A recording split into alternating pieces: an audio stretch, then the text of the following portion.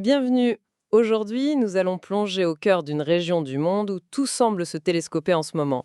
Oui, les grandes manœuvres militaires, la diplomatie sous haute tension et même la météo qui s'en mêle. Exactement. Nos sources nous dressent le portrait d'une zone Indo-Pacifique en pleine ébullition. C'est un échiquier très complexe où se jouent des tensions croissantes et où la nature elle-même impose ses propres défis. L'objectif est donc de démêler ensemble cet écheveau et de comprendre un peu les dynamiques en jeu. Cette analyse vous est présentée par ProWave AI. Elle a été élaborée par Stylo News, l'application d'information alimentée par l'intelligence artificielle. Alors, pour commencer, plantons le décor. Nous sommes début novembre.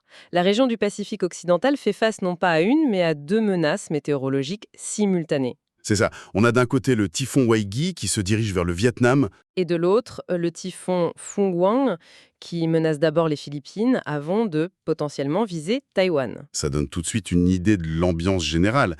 Une crise naturelle qui, en théologie, devrait mobiliser toutes les attentions. Et j'imagine qu'il ne s'agit pas de petites tempêtes. Ah non, absolument pas. Les agences météorologiques de toute la région, que ce soit Manille, Hanoï ou Taipei, sont vraiment en état d'alerte maximale. On parle de préparatifs d'urgence, d'évacuation potentielle. Face à des vents violents, des pluies diluviennes, Exactement. Le typhon Fungwang, qu'on appelle aussi Phénix, est particulièrement surveillé. Son intensité, sa trajectoire encore un peu incertaine, ça en fait une menace majeure. et c'est là que ça devient fascinant. Cette tempête naturelle vient se superposer à une autre tempête, géopolitique celle-là. C'est l'idée de la double tempête, tout à fait. Pendant que les regards sont tournés vers le ciel, eh bien, au niveau stratégique, les choses bougent aussi.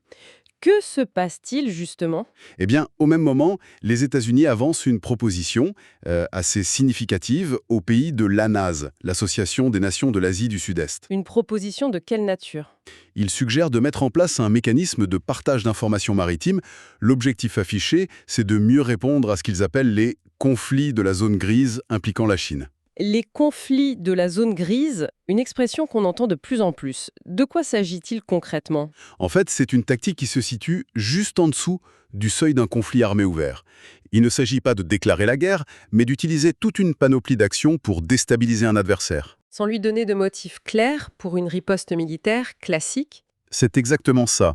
En mer de Chine méridionale, ça se traduit par l'utilisation de garde-côtes, de milices de pêche pour harceler d'autres navires, par la construction d'îles artificielles, des actions coercitives mais qui restent ambiguës.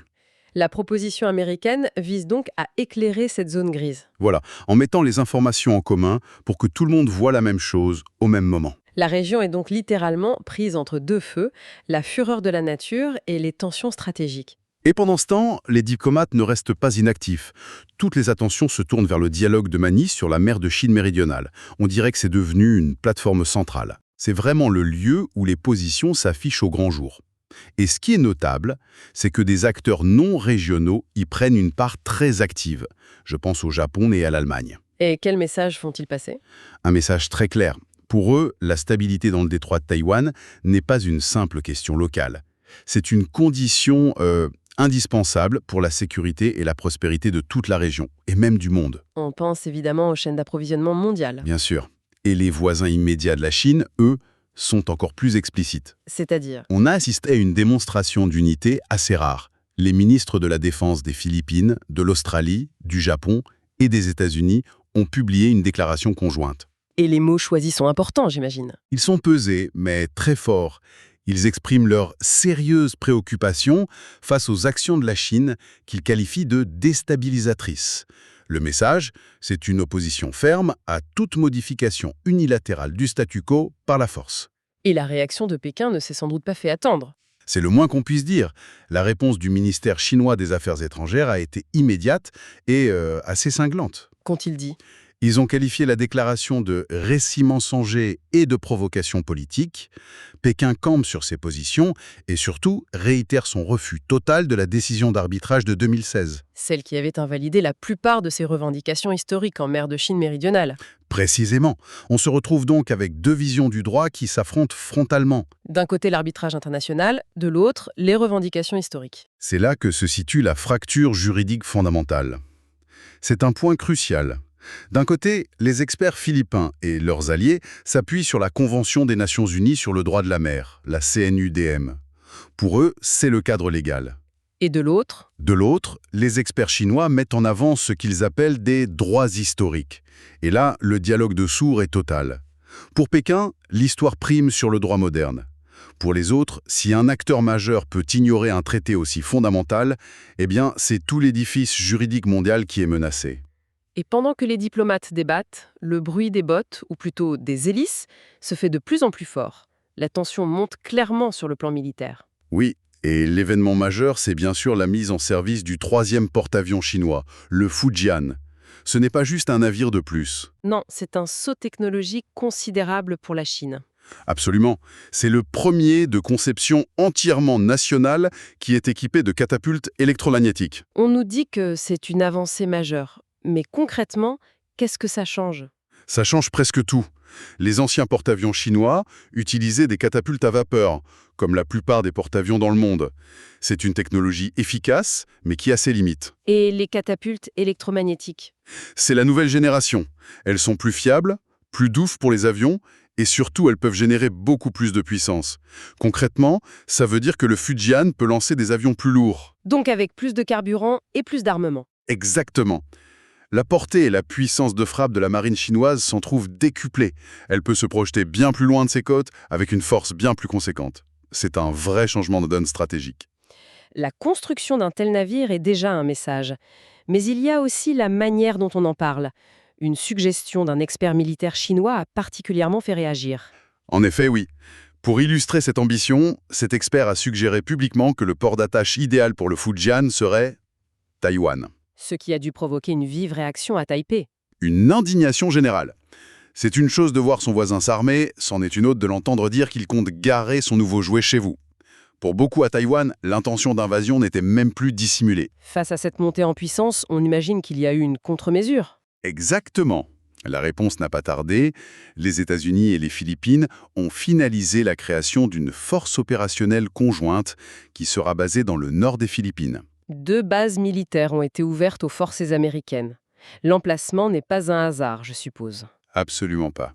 Elle se trouve juste en face du canal de Bashi. Le passage qui sépare les Philippines de Taïwan, quelle est son importance stratégique? Pour la marine chinoise, c'est l'autoroute principale pour passer de la mer de Chine méridionale à l'océan Pacifique. C'est un goulot d'étranglement. Donc en positionnant des forces là, on peut surveiller et contrôler ce passage. Voilà. Et le président philippin, Ferdinand Marcos Jr., ne s'en est pas caché. Il a déclaré publiquement que le contrôle du nord des Philippines serait déterminant pour l'issue de n'importe quel conflit dans le détroit de Taïwan. C'est un alignement très clair. On voit donc ce cycle d'action-réaction. Et ce qui est frappant, c'est que même les typhons ne semblent pas calmer le jeu. Au contraire, on a l'impression que c'est l'occasion de montrer ses muscles. Alors même que le typhon Fongguang approche, l'armée populaire de libération, l'APL, lance des exercices à tir réel en mer de Chine méridionale. Le message est clair. Nous sommes opérationnels par tous les temps. C'est ça, qu'il soit météorologique ou politique. C'est une démonstration de détermination. Et pendant ce temps, la pression sur Taïwan continue de s'accentuer. On ne parle plus d'incidents isolés. Non, on est passé à un autre stade.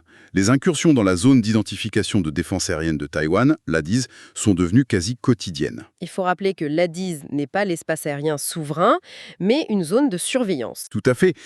Mais les chiffres parlent d'eux-mêmes. Le 15 novembre, les sources rapportent 20 avions et 6 navires chinois détectés. 17 de ces avions franchissent la ligne médiane du détroit. Et le lendemain, Le lendemain, on passe à 30 avions et 7 navires. c'est une escalade très visible. Quel est l'objectif? Une guerre d'usure? C'est probablement un mélange de plusieurs choses. D'une part, ils testent les temps de réaction de la défense taïwanaise, ils collectent des données. D'autre part, oui, c'est une stratégie d'épuisement. Forcer l'aviation taïwanaise à décoller constamment? Ça use le matériel et ça fatigue les pilotes. C'est une forme de harcèlement qui vise à normaliser une présence militaire agressive et peut-être à désensibiliser la communauté internationale. Et ces actions s'inscrivent dans une logique de réponse. Oui, la Chine a été très claire là-dessus. Le déploiement de ces bombardiers est une réponse directe aux exercices navals conjoints menés par les Philippines, les États-Unis et le Japon. C'est un dialogue par démonstration de force. Et la communauté internationale, au-delà des acteurs régionaux, comment réagit-elle? Les ministres des Affaires étrangères du G7 ont publié une déclaration commune forte. Ils réaffirment leur attachement à un Indo-Pacifique libre et ouvert et s'opposent à tout changement du statu quo par la force. C'est un front diplomatique qui tente de tracer une ligne rouge. D'accord. Le tableau est complexe, la situation est volatile. Alors, que faut-il attendre dans les jours et semaines à venir? Quels sont les points à surveiller? Nos sources pointent vers plusieurs indicateurs clés. Premièrement, et il ne faut jamais l'oublier, le facteur naturel. La météo? Exactement. Un nouveau typhon, nommé Tiangchin, est déjà en formation. Il se dirige vers le Vietnam. Le changement climatique allonge la saison des typhons, ce qui ajoute une couche permanente d'imprévisibilité. Un incident en mer est vite arrivé par mauvais temps. Et sur le plan militaire? L'activité ne va pas faiblir, au contraire.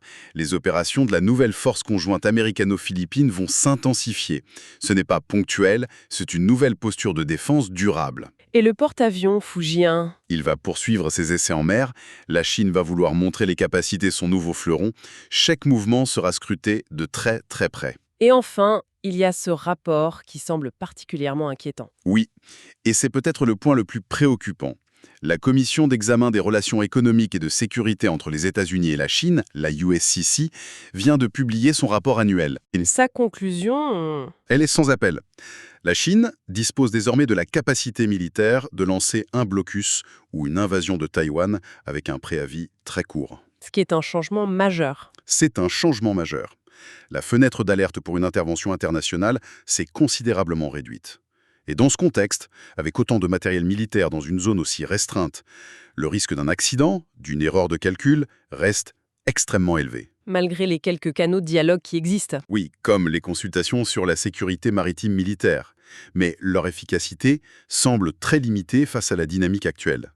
Tout cela soulève une question fondamentale pour l'avenir, alors que le matériel militaire devient de plus en plus sophistiqué, que les déploiements se multiplient, mais que les canaux de communication, eux, peinent à suivre.